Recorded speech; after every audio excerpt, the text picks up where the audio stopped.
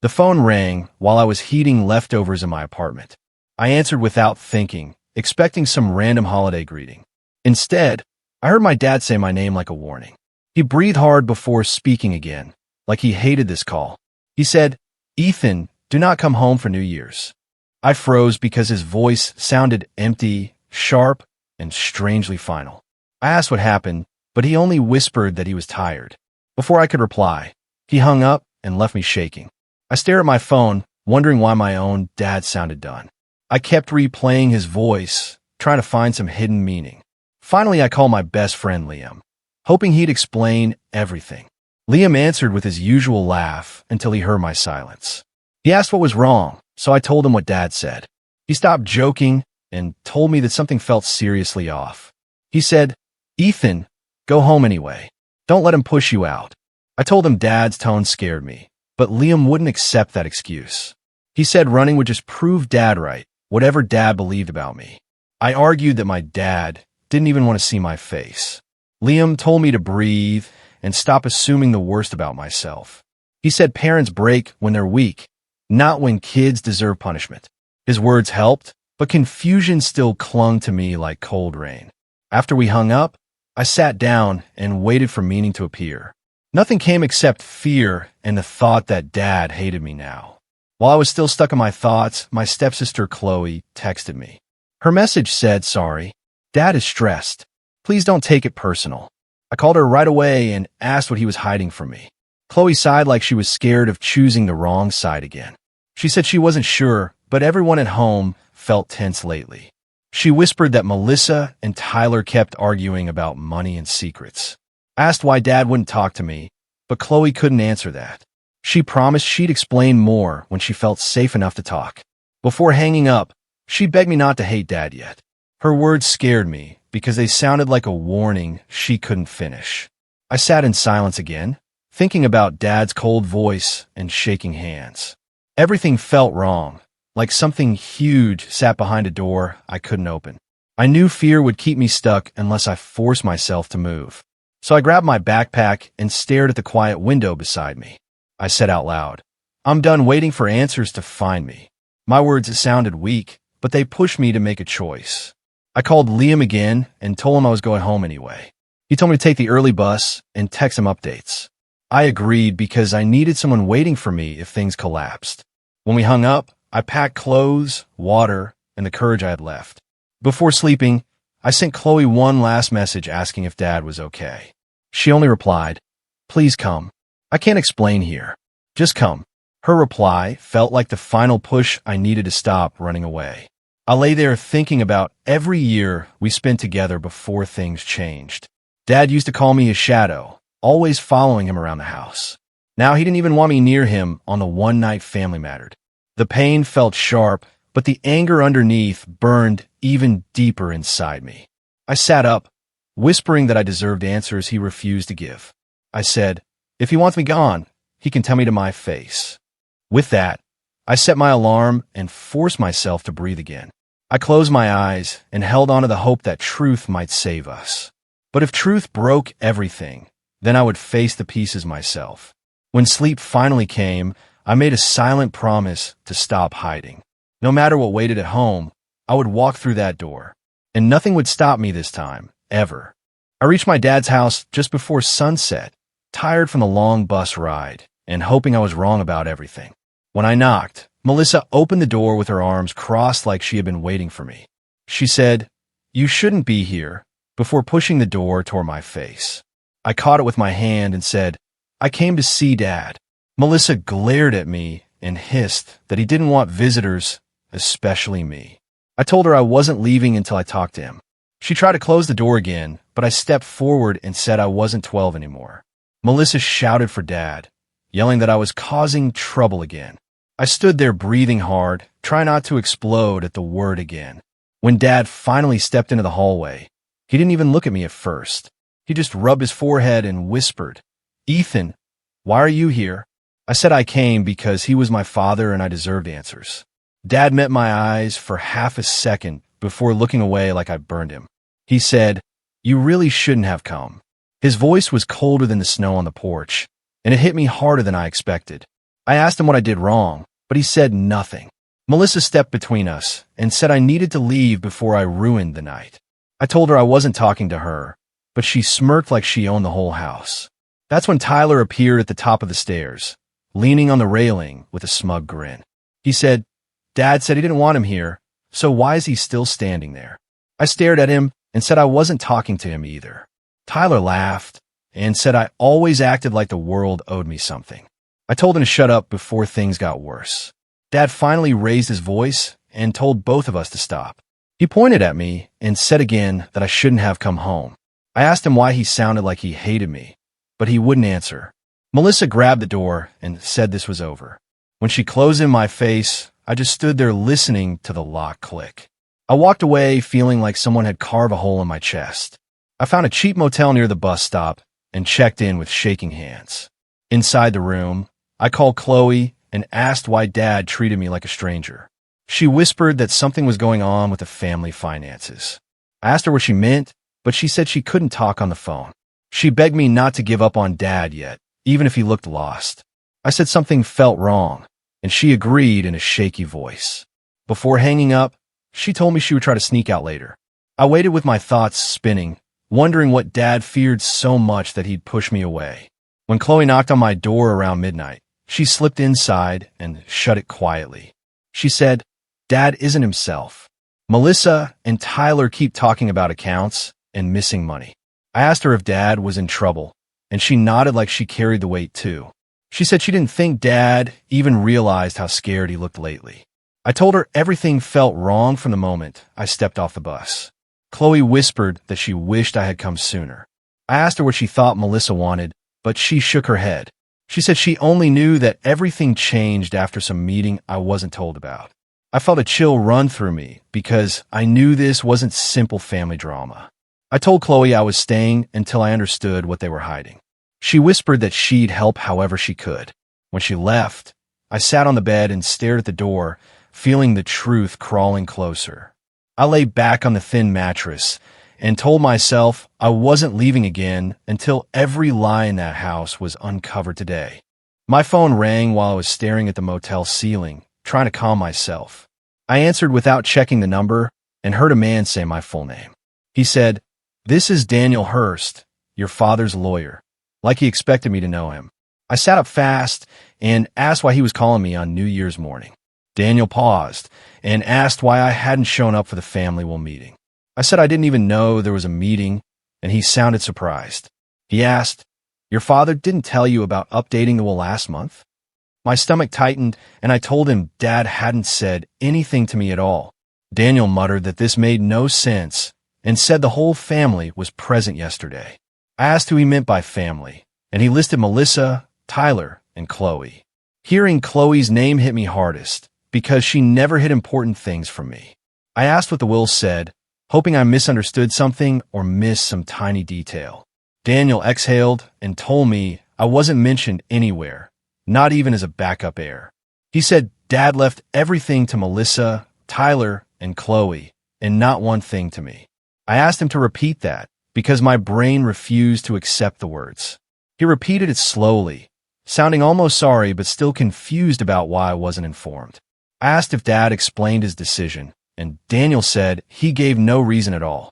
My chest felt tight as I told Daniel there had to be some mistake or missing page. He said the documents were clear and officially filed, and he couldn't change anything. I asked why Dad would erase me, and Daniel said he wished he knew the answer. He asked if I wanted to contest the will, but my mind felt too numb to respond. I finally said I didn't know yet, and he told me to call him when I decided. Before ending the call, he apologized for the shock and said he expected Dad to inform me. When the line went dead, I stared at my phone like it had punched me. I called Chloe right away and asked why she didn't tell me about the will. She gasped and said she thought the meeting was about taxes, not the inheritance. When I told her I wasn't included at all, she cried and asked what Dad was thinking. I told her I had no idea, and she kept saying Dad wouldn't do this on purpose. I said someone must have pushed him, and she whispered that Melissa had been involved a lot. I asked if she knew anything else, but she said everything happened behind closed doors. She begged me not to give up on Dad yet, even though she didn't understand him either. I said I couldn't make promises anymore, and she cried harder before ending the call. I sat on the bed, trying to breathe, hearing Daniel's words echo like knives in my head. He said my name wasn't in the will, and the truth felt colder than anything else. For the first time since coming home, anger replaced the confusion that had kept me quiet. I whispered that if Dad erased me, then I deserved to know exactly who told him to.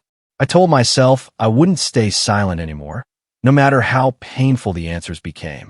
I stood up, grabbed my jacket, and said I would find the truth, even alone. I whispered that nobody erases me without explaining why, not even the man who raised me. I clenched my fists and told myself this wasn't the end of the fight. I knew I had to confront Dad soon, because running from the truth would destroy me first. I took a deep breath, grabbed my phone again, and promised myself I wouldn't back down anymore. I left the motel early, carrying every question that refused to leave my head. I called Liam and said, "I'm done waiting. I need answers." He asked what I planned, and I told him I wanted to dig through anything that could explain my dad's choices. Liam said he'd search public records while I checked my family. I drove to Aunt Grace's small house, hoping she still remembered things my dad never shared. She opened the door and asked why I looked so shaken. I said, "I need the truth about Dad and Mom." She sighed and told me to come in. When we sat, she asked what started all this. I said, "Dad cut me out of his will." Her eyes widened, and she whispered, "He wasn't like this before Melissa." I asked what she meant, and she said Dad lost himself after Mom died. She said Melissa arrived when he was vulnerable and shaped every choice he made. I asked if Dad loved her or just needed someone. Grace said it felt more like fear than love. I told her about the will, and she shook her head. She said, "He's protecting something, maybe even you." I asked how cutting me out protected me. Grace said she didn't know, but Melissa always pushed Dad around, especially about money. That word made my stomach twist. My phone buzzed, and Liam sounded breathless. He said, "I found transfers from your dad's account to Melissa and even Tyler." I asked how much, and he said it was enough to drown Dad if anyone looked too closely. I whispered that this explained nothing about the will. Liam said maybe Dad thought taking me out kept me safe from their mess. I told Aunt Grace what Liam found. She covered her mouth and said Dad must be in deeper trouble than I realized. I asked why he didn't trust me enough to tell me. She said maybe he thought he was sparing me. I leaned back and said everything felt like a maze built to keep me out. Grace touched my hand and said I deserved better. I asked if Dad ever treated me differently after Melissa came. She nodded and said he stopped talking about Mom and acted nervous when I visited. My phone buzzed again, and Liam said he uncovered more. He said Tyler signed something with Dad's name. I felt heat rush into my face and said I'd go back to the house soon. Liam said he'd stay on standby if things went bad. I stood and told Grace I needed to confront Dad. She told me to be careful and not let anger blind me. I said anger was the only thing keeping me steady now. When I walked out, the wind felt colder than before. I whispered that I wouldn't walk away again, not until I uncovered every piece of the truth. I headed toward my car, trying to hold my breath long enough to stay calm.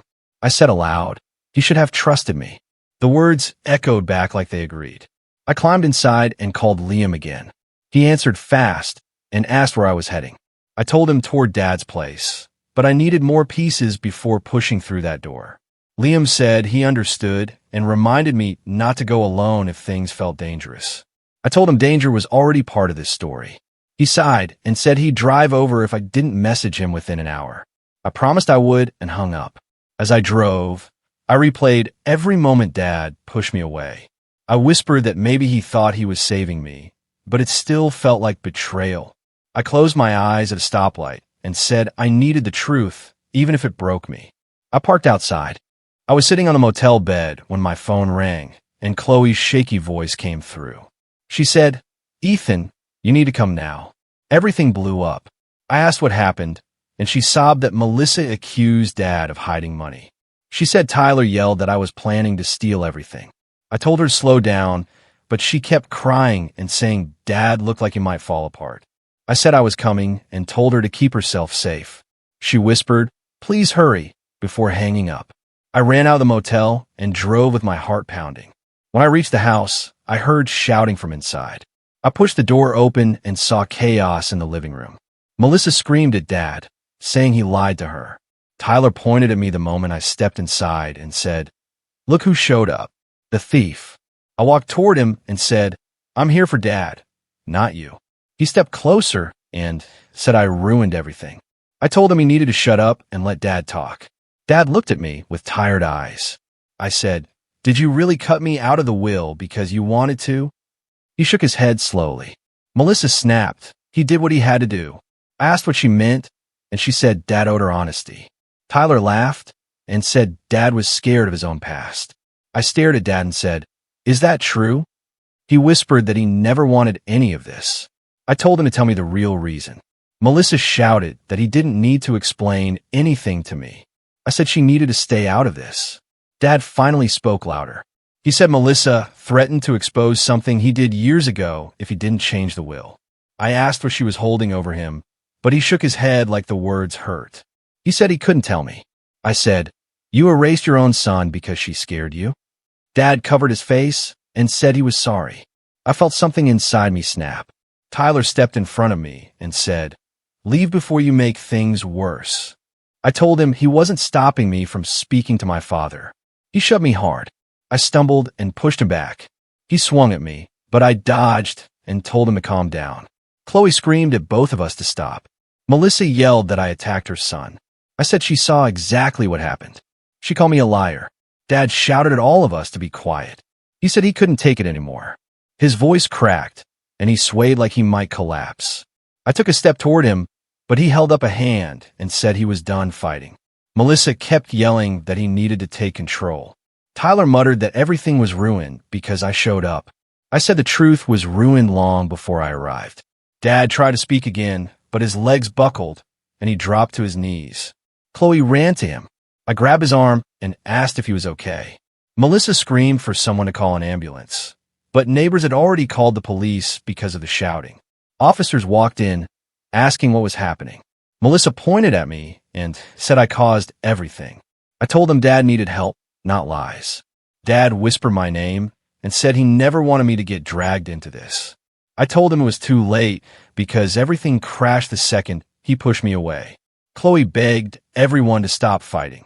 The officers separated us and checked on Dad. I stood there breathing hard, realizing this was the worst New Year's Eve of my life. I stepped outside, promising myself I wouldn't break again. Daniel asked me to meet him behind his office, saying he didn't want anyone overhearing. When he handed me a small, sealed envelope, I felt my stomach clench. He whispered, "Your dad left these for you if things got worse." I said, "Why didn't you give them to me sooner?" Daniel rubbed his forehead and said, "He told me to wait until you asked." "You never did." I told him I was asking now, and he nodded like he understood more than he could say. He said, "I'll leave you alone with them," and stepped back. I sat inside my car, staring at the envelopes like they might burn me. I muttered, "Okay, Dad, what were you too scared to say out loud?" The first letter shook when I opened it. My dad's handwriting hit me harder than his words at first. He wrote that he'd spent years drowning in guilt he never knew how to confess. He said he was ashamed of how he treated me after Mom died, that every time he looked at me, he saw the future he ruined. I whispered, "I didn't ruin anything. You just stopped trying." The second letter was worse. He admitted Melissa took advantage of him, using his fear of losing the house, the bills, the family. He said she promised safety, but demanded obedience. I said out loud, "So you gave her everything, including me." The third letter felt like confession and apology tangled together. He wrote that he hated himself for pushing me away, that he thought I'd be better off without him. I felt my throat tighten and said, "Better off without a father who didn't fight for me." Sitting there, I heard my breath shaking like I was the one confessing. I said, "You should have told me you were scared. I wasn't the enemy." I leaned back and stared at the ceiling, trying to understand him and failing. Hours passed before I realized I hadn't moved. I whispered, "Why did it take letters for you to talk to me?" The hurt didn't soften, it deepened. I said, "I don't know if I can forgive you, but I can't let this be the last thing between us." The letters sat in my lap like tiny weights, pulling me in opposite directions. I said softly, "You thought abandoning me would save everyone, but it only broke what was left." The silence in the car felt heavier than the truth I'd just read. I pressed my hands to my face and muttered, "I don't even know what I'm supposed to feel." The anger I'd carried for months flickered, replaced by something duller and more painful. I whispered, "You weren't protecting them. You were punishing yourself." I looked at the final envelope, the one Daniel said my dad sealed on his last good day. I opened it slowly and read his last lines asking me not to hate him forever. I said, "I don't hate you. I hate what you let happen." The pages trembled in my hands as I tried to make sense of a father who loved me and failed me in the same breath. I said, "I need to hear this from you, not from paper," and the decision settled in my chest like a final push. I started the engine and whispered, "This isn't revenge. This is the only way I'll ever breathe again." I gripped the wheel, feeling the weight of every unanswered question, and said, "I'm coming, Dad. We finish this tonight." I drove toward the hospital, carrying truth, pain, and a final resolve. At dawn, I walked in the house and whispered, "Dad." He sat alone at the kitchen table, shoulders slumped. I said, "We need to talk." He didn't look up. "I know," he murmured. I pulled out a chair and sat across from him. "You hurt me," I said. "You pushed me out when I needed you." He winced but nodded. "I pushed because I was drowning," he said. "I thought if I kept you away, you wouldn't get dragged under with me." I told him, "You didn't protect me. You just left me alone." He finally looked at me, eyes red. "I'm sorry," he whispered. "I let fear run everything." I said, "Then tell me the truth now. No more hiding." He rubbed his face. "Melissa threatened me," he said. "She found old mistakes I made with the business. She said she'd expose everything unless I changed the will." I clenched my jaw. "And you believed her?" He muttered, "I was ashamed. I didn't want you seeing what I'd become." Before I could answer, Melissa walked in with Tyler behind her. She crossed her arms. "So he finally told you," she said. Tyler smirked. "Doesn't matter. The will stands." I stood. "No, it doesn't." Dad stood too, trembling but firm. "It's over," he told him. "I won't let you take anything else from me." Melissa snapped. "You owe us." Dad shouted. "I owe you nothing. You used me." Tyler stepped forward. "Sit down, old man." I moved between them. "Back off," I said. He shoved me, and I shoved back. Melissa yelled for him to hit me again. Dad shouted, "Enough," but Tyler lunged anyway. I grabbed his arms, slamming him against the counter. "Try it again," I hissed, "and you'll regret it." Sirens wailed outside. Daniel rushed in with 2 officers. He held a stack of papers. "We have proof of fraud, coercion, and identity misuse," he said. Melissa's face drained. Tyler tried to run, but the officers blocked him. Melissa yelled, "This is a setup." Daniel shook his head. "You did this to yourselves." The officers cuffed them while Tyler cursed me. I said nothing. I just watched the collapse they built for themselves. When they were taken out, the house felt hollow. Dad sank into a chair, covering his face. "I'm so sorry," he said. "I never meant for you to get hurt." I sat beside him. "You did hurt me," I said, "but I'm here." He sobbed quietly. "I don't expect forgiveness." I told him, "I'm not giving it yet, but I'm not walking away." He reached for my hand, uncertain. I let him take it. "What now?" he asked. I looked around the wrecked room. "Now we clean up the damage," I said. "Together." He nodded, still shaking. "I'll try," he whispered. I squeezed his hand. "That's all I want." He looked at me like he was searching for permission to breathe again. "Do you really think we can fix this?" he asked softly. I said, "We can try, but you have to let me in this time." He nodded slowly. "I will. No more secrets." I stood and poured him a glass of water. He whispered, "Thank you for coming back." I whispered, "I'm here now." He closed his eyes, breathing out slowly afterward. Dad slid the new will across the table and said, "Read it." I picked it up carefully and asked, "Are you sure this is what you want?" He nodded slowly and whispered, "It's what I should have done years ago." I read the names, mine, Chloe's, and a charity fund he created for families in crisis. "You included the fund?" I asked. "I needed to do something good," he said. "And you and Chloe deserve more than apologies." I told him, "She cried when she heard you were rewriting everything." He exhaled shakily. "I don't deserve her forgiveness." "You don't," I said, "but you can earn it." Weeks passed with slow repairs between us. I visited him often, and each time he tried to talk honestly. One afternoon he asked, "Are you ever moving back?" I shook my head. "Not yet." "Why?" he asked. "Because I need space to figure out who I am without all the hurt," I said. He nodded quietly. "I understand." Chloe called me often, usually saying, "I'm just glad we're okay again." I would answer, "We're better than before." The house felt lighter without Melissa or Tyler, their voices gone from every corner. Dad told me once, "I still wake up expecting them to yell." "Then wake up to something else," I said. He smiled faintly.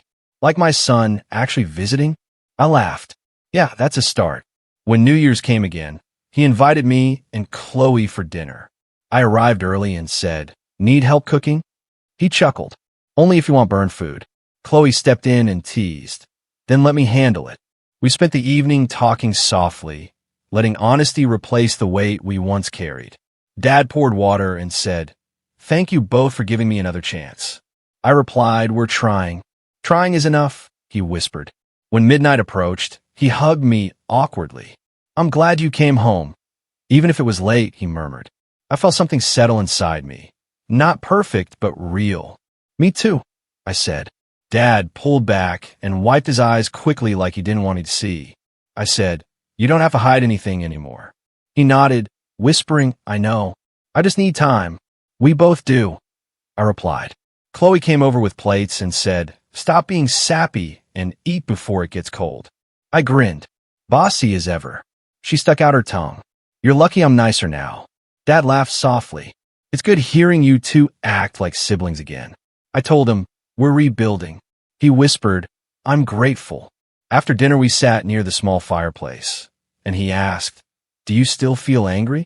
I hesitated. Sometimes, I admitted, but it's not the same kind of angry. "What kind?" he asked.